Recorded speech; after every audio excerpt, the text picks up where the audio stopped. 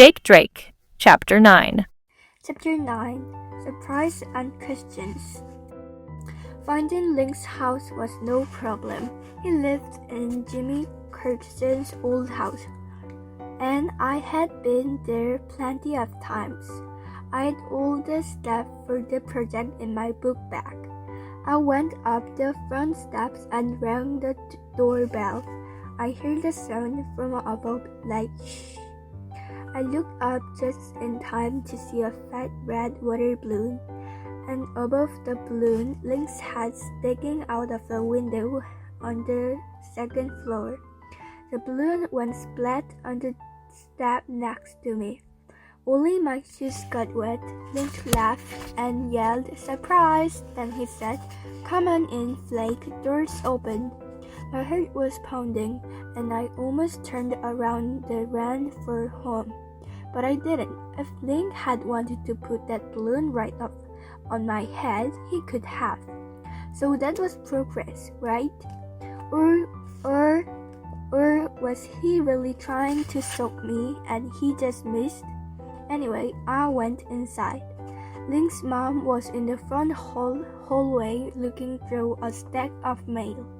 She must have just got 10 time, but because her coat was still on, she smiled and said, "Hi, you must be Jake. Link said you're coming over to work on a project.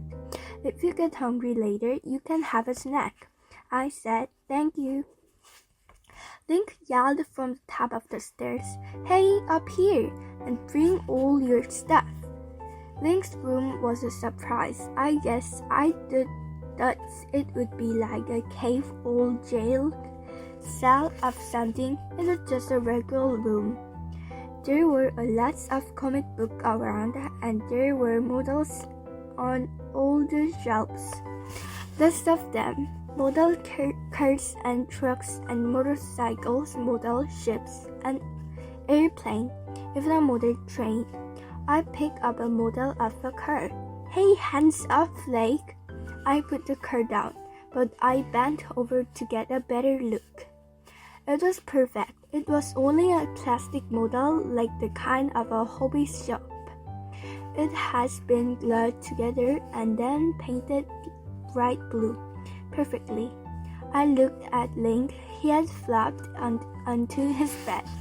He was looking at an X-Men comic book. I said, "This is cool. Where'd you get it?" My dad gave me the kit. It's a 1969 Ford Mustang convertible. I said, "You mean you put it together?" "Yeah," said Link.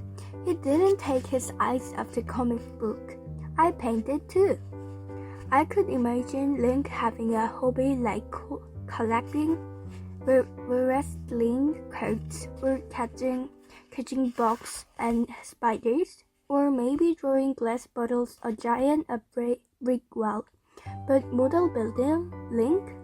A girl wearing sweatpants and a green t-shirt came into Link's room. She was tall, with straight shoulders and arms, probably in high school. She had about 6 earrings in each ear, and her hair was brown with a bright pink streak in the front, and she was mad.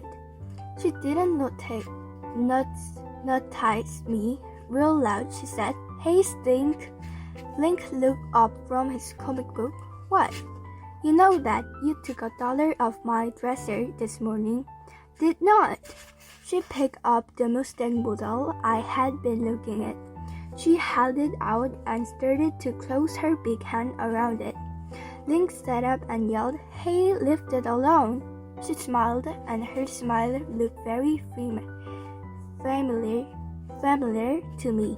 Then she said, "Here, catch," and she tossed the model at Link. Link caught it before it hit the bed. The girl said, "I know you took that $1. Link said, "You probably spent all your money on lipstick or something dumb. And you're so stupid you probably don't even remember." She took 2 steps into the room. Yeah, well, see if you can remember this thing. If I ever find you in my room, you're dead. Then she looked at me. And that goes for you. Frumpy little friends, too. Then she left. A few seconds later, a door slammed hard. Link grinned at me and reached over and put the model on the table by his bed. That's my Damitten, sister. I got out the book that had some pictures of a Native American village. I was ready to finish this project and go home. Giant super bullies are not my idea of fun, I said. Let's get this done, okay? Link had a bored sign. Yeah, okay, I've got some stuff we can use. He rolled off the bed and walked to a table near the window. There was a big box. It was the kind of box you get new clothes in at Christmas. He pulled off the lid. We can make something on the inside of this lid, I said. Okay. But I was looking at the thing in the box. There were some brown paper bags and some sticks and twigs. There were some plastic bags full of sand and some pieces of dried moss. There were bunches of long green pine needles. And there was some string and some glue. There was also a page that Link must have ripped out of National Geographic magazine. It showed a painting of Wampanoag village, complete with wigwams and a long house. He had actually done some research. Link said, I got most of this junk from my backyard. Oh, I said. So your idea is to make a model village and to make it look clear? He looked at me. The good thing, Flake. I picked up on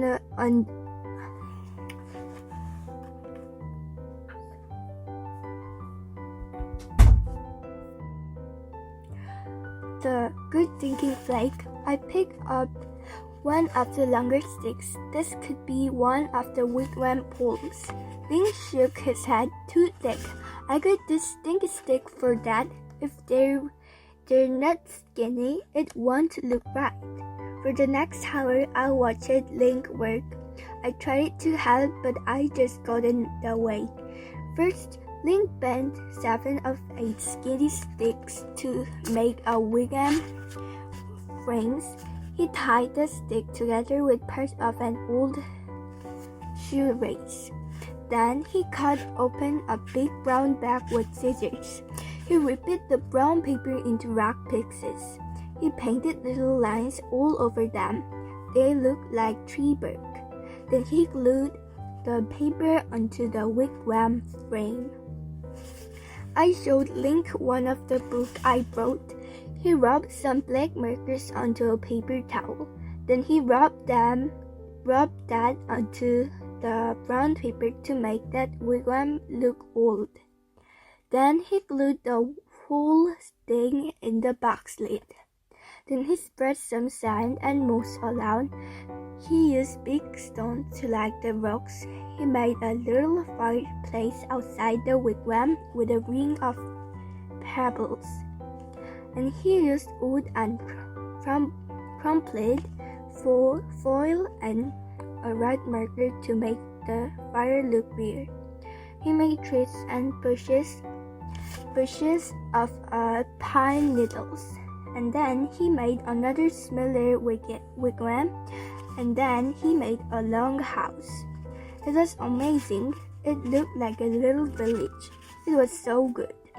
Link put down the glue burrs and stepped back a few feet. I said, this is really great. Link shrugged. It's okay. I put my things back in my book bag and pulled on my coat. So you'll bring it to school tomorrow? Link snorts. You think I'm going to let you carry it?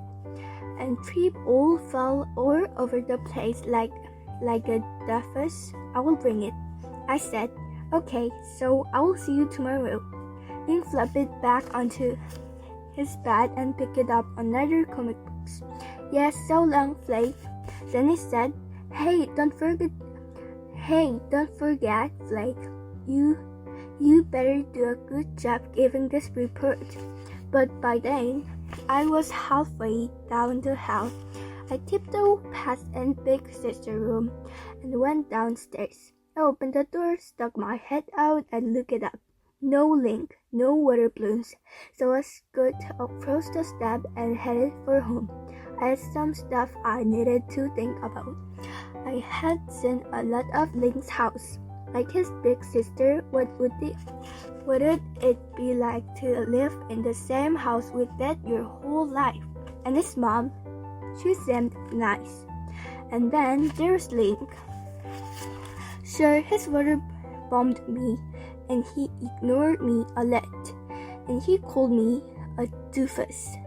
But he didn't seem like a super bully, at least not all the time.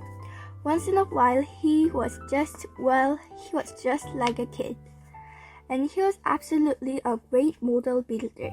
I had looked at Link's face while he was thinking about the model.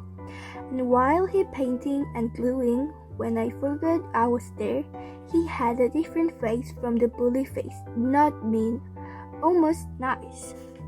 But when Link remembered I was there, his face would switch back. So if there's no one to bully, a bully isn't a bully, right? I could make myself disappear, but could I make a super bully disappear? That was the question I still could not answer.